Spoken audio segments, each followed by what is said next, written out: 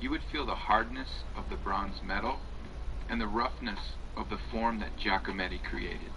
This is called actual texture. Implied textures are only visual, they can't be felt.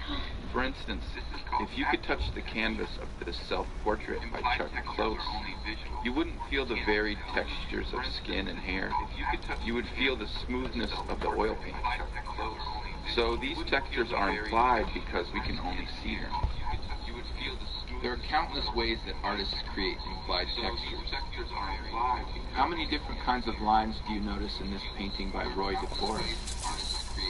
You have the zigzag lines creating the woman's hair on the left, cross-hatching creating her skin, the blurred, smudged colors coming out of the dog's mouth and the man's mouth in the center.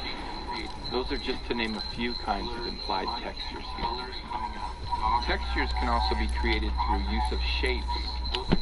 In this painting by Gustav Klimt, notice how he repeats shapes to create textures. You have the triangles and lines on the woman's dress on the left, and many spirals creating the tree and the dress on the right. You have textiles, jewelry, and many other objects on the canvas created and formed by hand. Whatever the approach, textures are an expressive tool artists use to reinforce their overall message. The next time you're making a painting, drawing, collage, or sculpture, find a way to incorporate textures that say something relevant and important to you. Find a way to incorporate textures that